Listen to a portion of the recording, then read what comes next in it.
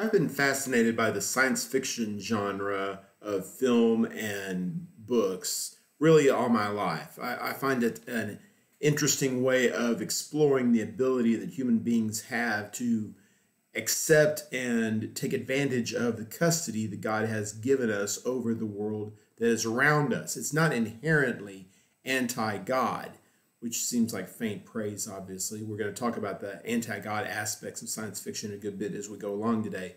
But I'll begin by saying there's nothing inherently ungodly about the idea of traveling the universe and harnessing the power of the universe. C.S. Lewis became world famous as a science fiction writer, as far as that goes.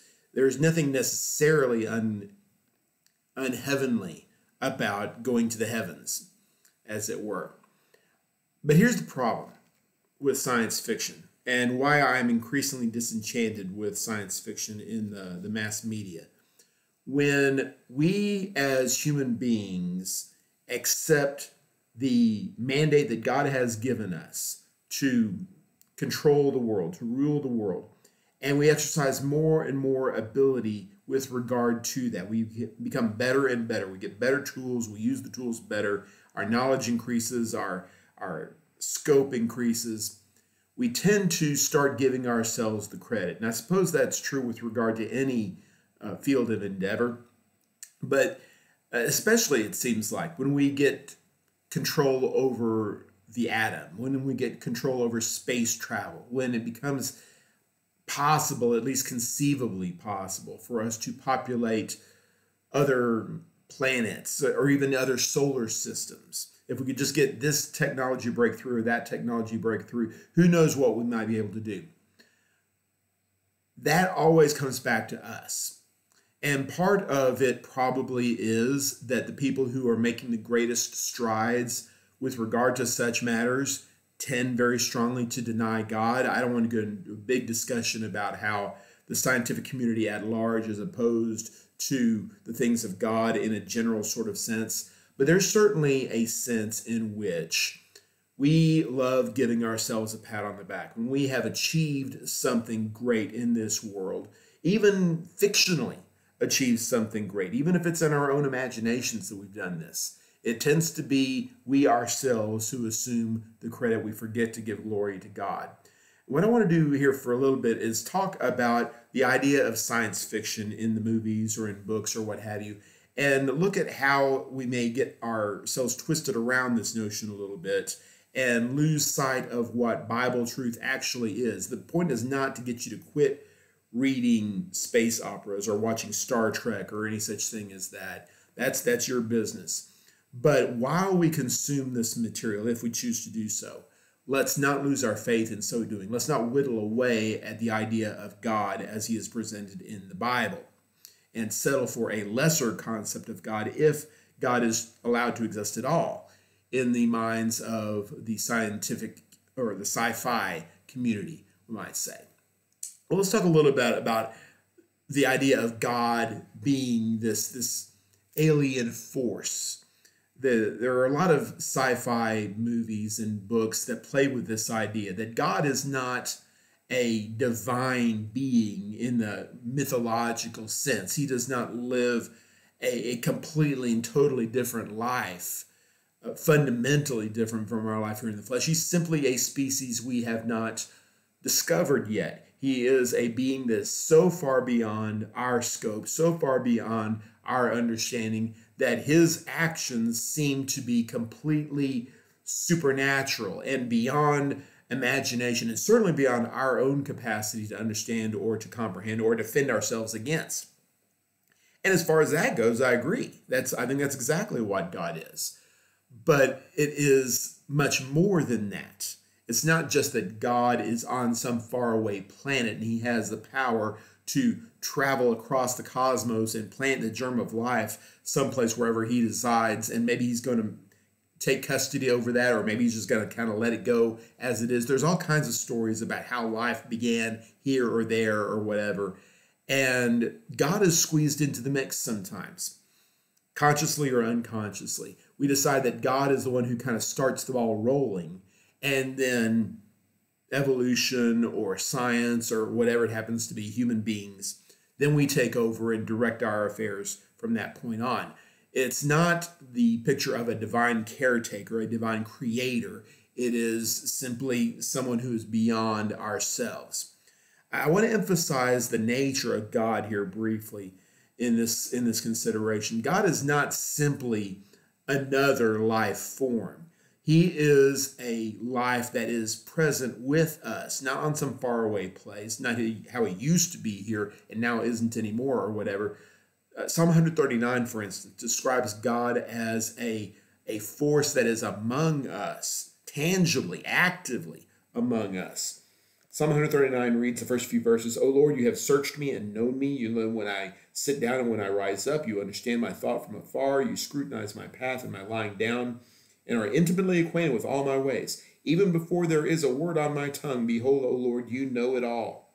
You have enclosed me behind and before and laid your hand upon me. Such knowledge is too wonderful for me. It is too high. I cannot attain to it.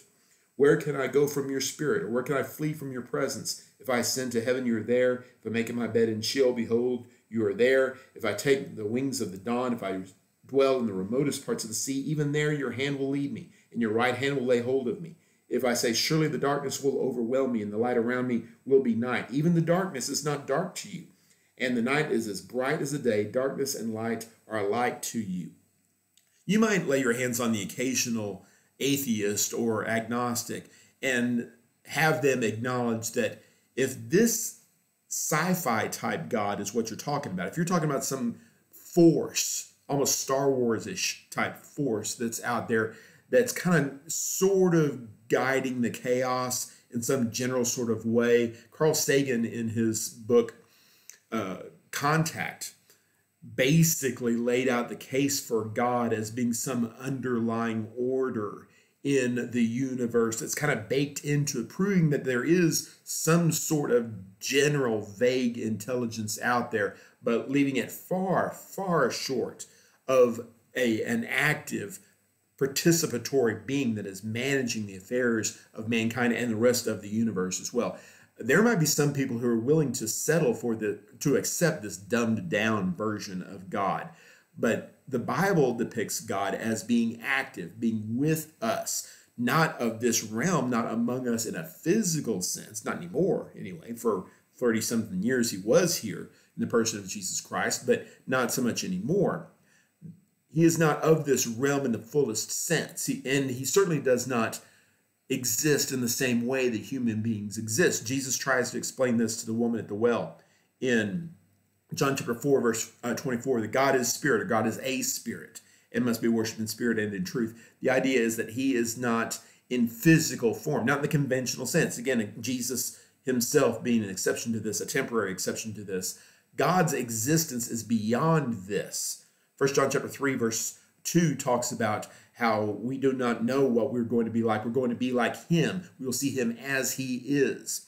And that divine nature that we are allowed to become partakers of, 1 Peter chapter 1, verse 4 tells us that we have an opportunity to a certain degree in a moral sense, in a spiritual sense, to be a partaker of that now. And then later on, of course, in a more of a physical sense, if it's fair to call our heavenly existence physical, we will be a partaker of such things. We will know God on a more intimate, personal level at that stage. In the meantime, as we wait here on earth, there is a level of detachment that cannot be overcome. It's not simply that God does not choose to visit our planet on any given year or decade or millennia. The idea is that God simply does not cohabit with human beings on a physical plane in the usual sense of the word. Nor is it sufficient for us to accept God as the one who started the ball rolling, the one who gave us the germ of life, and then just kind of left us alone. Stargate, the movie Stargate, talks about Ra, this outer worldly being that started the Egyptian culture going along its way by giving them life and giving them tools and allowing their culture to progress. That's a form of God that you sometimes see in the movies. That's not what God does. To a certain degree, God created human culture when he created human beings. He set us on a path. He gave us a general idea of how we're supposed to live our lives. But that part he did leave alone. That part we are largely allowed to do on our own. He gives us the light and creates absolutely everything. John chapter 1 verse 3 tells us nothing was made that was not made without the power of the word, the power of Jesus Christ. This is what God has made. All of these things God has made. Yes, he created human culture in a sense, in that he gave us the things that he gave us and gave us corrections and course corrections every once in a while. But it's not just that. It's that he made all of us. He made us personally. He made everything that we have, everything that we see around us. This is the scope of the God that we are looking at. And there are all kinds of mind games that people will try to play, word games with us, trying to limit God and trying to make God into some kind of incongruity, some kind of logical impossibility. Can God create a stone so heavy that he himself cannot create it? Well, then he's not powerful enough that he can't do this thing. No limitations are placed upon God that are not logically necessary. He places some limitations, it appears, from certain contexts that we could turn to another time. There seems to be the way that God chooses to operate within limitations, within time, within space, for our benefit, generally speaking.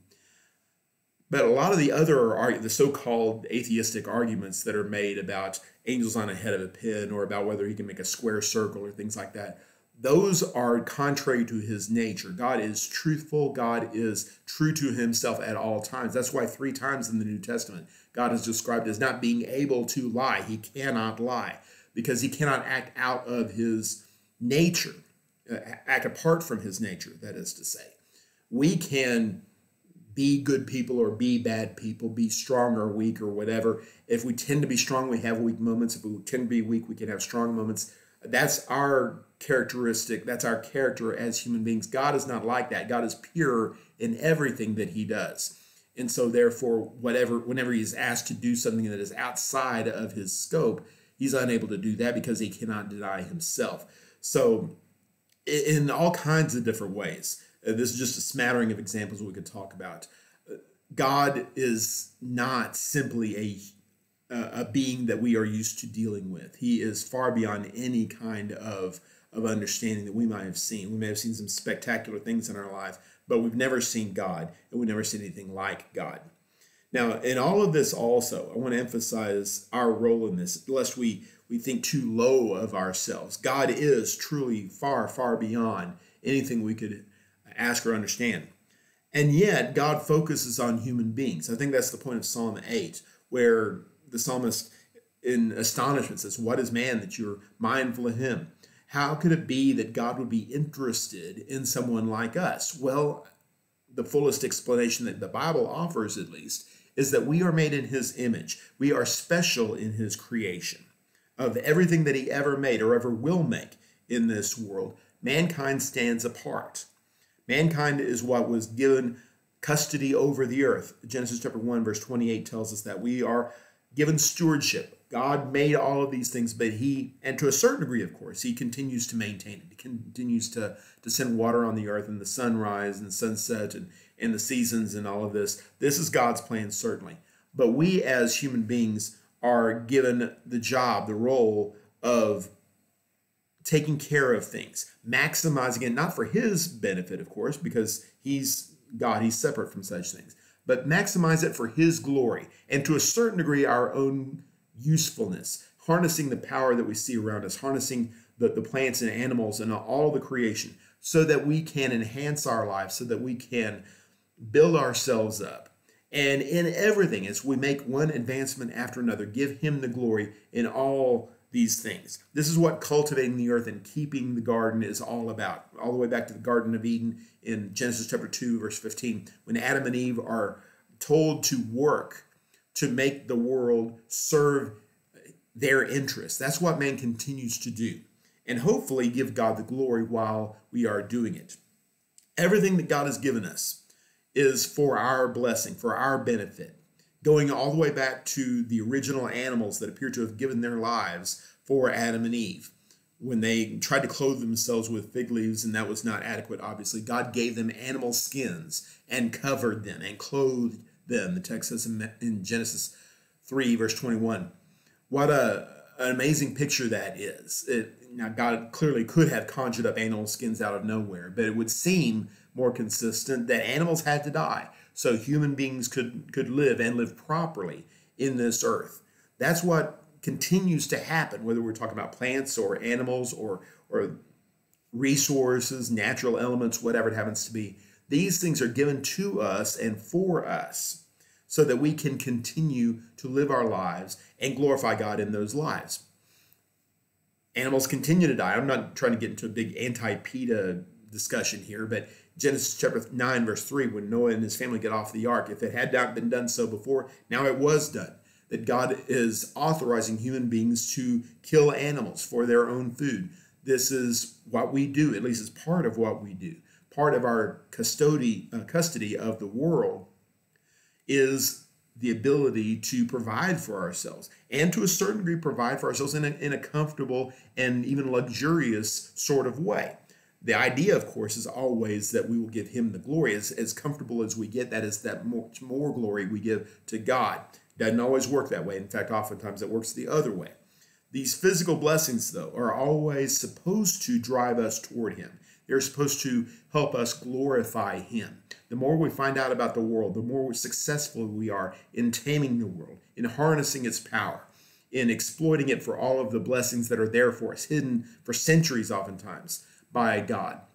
The better we get at this, the more we should be glorifying God. And tragically, that's not the case, typically. In fact, it would be fair to generalize and say usually it works the other way. That we're like the gentile world that Paul writes about in Romans chapter 1, verse number 18 and following. For the wrath of God is revealed from heaven against all ungodliness and unrighteousness of men who suppress the truth and unrighteousness, because that which is known about God is evident within them, for God made it evident to them. For since the creation of the world, his invisible attributes, his eternal power and divine nature have been clearly seen, being understood through that which has been made, so they were without excuse. Well, should have been understood at least. Conceptually, it was understood. But when we turn a blind eye and a deaf ear to the message God is trying to give us, we wind up allowing our success, our incredible success in transforming the world, in harnessing the world. We allow this to take us away from God instead of bringing us toward God. What we need to remember is that, yes, we are important. God made us important, but we do not rule things. We are not in charge of spiritual matters. We're in charge of physical matters because God has placed us that way. It will not always be the case. And so while we exercise our custody in this world, or whatever world we go to, in the time that we get to spend in this physical realm, whatever blessings we have need to be turned toward God. And that's especially the case with our spiritual blessings. The physical is just like the spiritual as far as that goes. God gives us this world in the prospect of giving us a better world, a different world later on. Likewise, we as children of God, if we appreciate this, we receive not only his physical blessings, but also his spiritual blessings. And we take the opportunity to return thanks to him for all of these things, with the realization that even greater blessings are yet to come. That's not true not just in the physical realm, but also and especially in the spiritual realm. We have the opportunity to not only have our sins forgiven in this life, but to dwell in true and complete, unfettered fellowship with God in his place for all of eternity. That's what we truly want. That's what Ephesians chapter 1, verse 14 tells us. The Spirit is given to us as a guarantee and earnest of our inheritance, so that we can have confidence that as we serve him in this life, God is preparing a better life, a greater life for us after this life is over. Now, I wanted to make one other point before we close up here with regard to the limitations that God places on us. If we're not careful, we come to believe that we not only have the ability to harness the world, but we have the ability to direct the world, to point it in a direction, to basically make our own rules, make our own laws, to govern the affairs of this world in such an incredible and powerful way as to basically become gods ourselves. And that gets to be a rather nebulous kind of thing. And I certainly don't want to suggest that we want to stay away from scientific development because it's inherently dangerous or some such thing as that. I am very grateful to the scientific community, whether they're God believers or atheists or anywhere in between, for what they have provided for us, the air conditioning that's cooling this room I'm in right now, the food opportunities that are provided so that hungry people can eat, because our food is much more productive these days than it was before. The various resources that are harvested and converted and burned and transformed so that we can have laptop computers and microphones and books and all of the rest of this. These are tremendous blessings that God has given to us. But they have limitations. The world, the universe, is only going to change so much.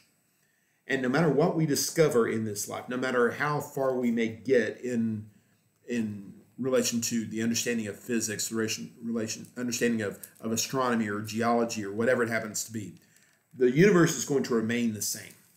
I love the way that Solomon puts it in Ecclesiastes, chapter 1, verses 4 and following. He says, "A generation comes and a generation goes, but the earth remains forever. Also the sun rises and the sun sets, and hastening to its place it rises there again, blowing toward the south and turning toward the north. The wind continues swirling along, and on its circular course as the wind returns, all the rivers flow into the sea, yet the sea is not full. To the place where the rivers flow, there they flow again. All things are wearisome. Man is not able to tell it. The eye is not satisfied with seeing, nor is the ear filled with hearing. That which has been done is that which will be, and that which has been done is that which will be done, so that there is nothing new under the sun. Is there anything of which one might say, see, this, it is new, already has existed for ages, which were before us." Now understand, of course, the context in which he means here. He's not suggesting that you can't build a building that was never there before, or even that you can't redirect a river so that it flows in a different direction than it has in previous days, in previous years. God himself redirects rivers, sometimes because of floods or what have you.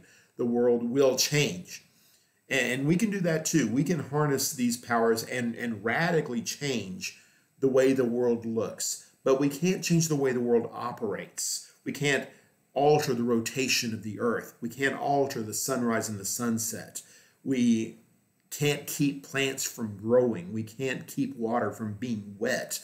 There are certain fundamentals about the world that are always true. And if somehow we're able to temporarily change some of these things, invariably things go back to norm. And even with our best efforts, we cannot push these things back indefinitely. The healthcare community is working tirelessly to try to improve the quality of our life and the length of our life. And in my lifetime, we have seen the average age of people on planet Earth extend tremendously, largely because of lower child mortality rates in other countries, partly because people who used to routinely die in their 30s or 40s or earlier than that because of conditions in third world countries now have much, much better conditions. And part of it is because the things that used to kill us 100 years ago don't kill us anymore. Sometimes they don't even make us sick. We are able to conquer, for all practical purposes anyway, certain diseases that used to just ravage human beings. And of course, God's hand is in all of that too. But even if we were somehow able to eradicate polio or smallpox or what have you, there is always another disease coming along. There is always some kind of problem. If you extend human beings to live 80 years, 90 years, 100 years, 200 years, as far as that goes, even if we push it to what we might consider to be unbelievable lengths, we're still going to die at the end of it. And by the way, God beat us to the punch on that. The way we were made in the very beginning in the Garden of Eden, the idea, I believe, was that we would live forever. Human beings were built to last practically indefinitely. And as soon as death was introduced into the world, human beings started dying, but they were dying very, very slowly. 900 plus years some of the patriarchs were able to live. If we were able to reach that stage at some point in the future, great. But even if we do, sin is still in the world, and as long as sin is still in the world, death will still be in the world. That is always going to be the case. I am all in favor of suspending disbelief to make a plot work, especially in science fiction. If you don't believe that human beings can travel, for instance, faster than the speed of light, the ability for sci-fi writers to do their job is going to be unbelievably hindered. You're just not going to be able to get very far exploring the universe when we can barely get to the moon. That's just not reasonable. It's a work of a lifetime to even get to our nearest planet, let alone any of the other planets in our solar system, let alone other solar systems or other galaxies. Star Trek is a lot more interesting to watch if you're able to travel faster than light. And I'm not going to weigh in here on whether that would or would not be possible. It doesn't seem possible to me, but well, I said I wasn't going to weigh in, and there I did. At any rate, I am okay with suspending disbelief with regard to such things, to make the plot work, to make it more interesting. But just, you can't use, well, it's only a story, or well, it's only a movie, or it's only science fiction, to completely make anything reasonable. I think we can develop some very, very bad habits, especially with regard to our ability to govern the universe, our ability to govern the things in this physical realm. The more imaginary conquests we make, the more absolutely unbelievable things we're able to create. Transporters and holodecks and all of these sort of things. The more completely unbelievable things we are able to accomplish in fiction and take for granted as we read fiction, the more we are going to tend to believe that human beings are gods, essentially, that we are able to do anything we want to do. And the rules of the universe are really irrelevant. It doesn't matter. We just haven't figured out how to break the law of gravity yet. We just haven't figured out how to break the laws of thermodynamics, the laws of physics, etc. One of these days, we'll become greater gods than we even are at this point. And at that point, then anything goes. That's a very dangerous way for us to go. It is taking our mandate way, way too far. I like the way that it's phrased in Psalm 2, the first few verses, as God presents his plan for mankind, a spiritual plan in this particular case. He has his way that he's going to govern the world. He's going to govern the universe. And human beings have a different plan. They think that God is easily dismissed. Why are the nations in an uproar? Verse 1 reads, and the people's devising a vain thing. The kings on the earth take their stand, and the rulers take counsel together against the Lord and against his anointed. That's a messianic prophecy here. Saying, let us tear their fetters apart and cast their cords from us. There are limitations that God has placed upon human beings, spiritual limitations especially in this context, but the physical limitations apply as well. We don't care to be limited by God. We want to expand beyond such things. We want to create our own world. We want to create our own universe. Verse 4 reads, he who sits in the heavens laughs. The Lord scoffs at them. We're exploring ways that we might harness the power of the universe. God is literally in the heavens already. He's looking at our vain efforts here. And it's almost funny how powerful we think we are in comparison to how weak and puny we actually are. And I don't mean that to disparage human beings. Human beings are the greatest thing that God ever made. There's no question about that.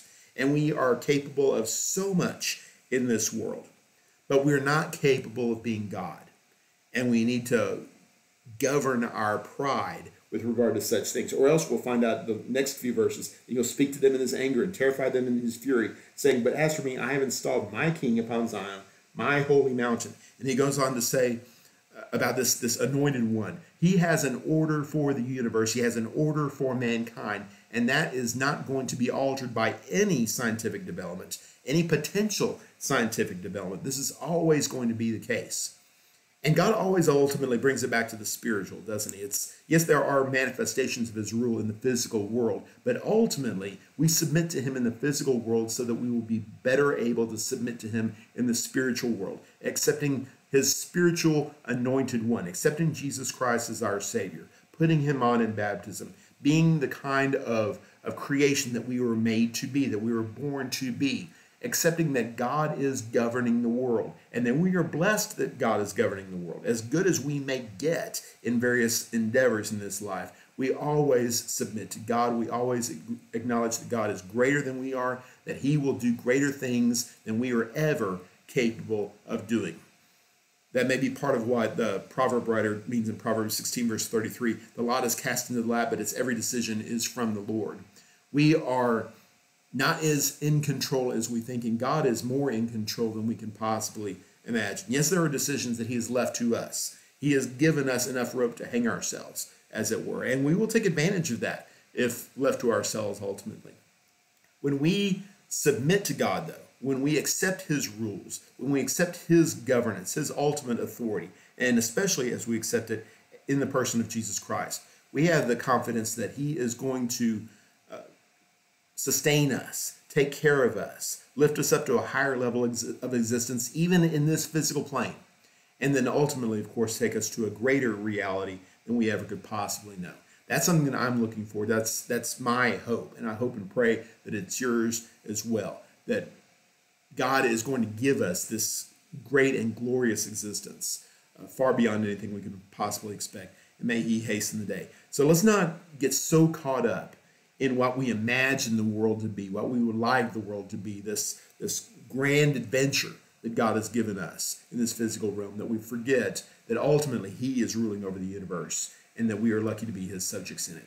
Thank you very much for studying along with us. I hope this has been instructive and useful. I hope that the next time you watch a sci-fi movie, it will make you think of God instead of how great human beings are, or rather think about how great God is and how privileged we are to be a partaker of his spiritual things in this physical universe. Thank you very much, and God bless.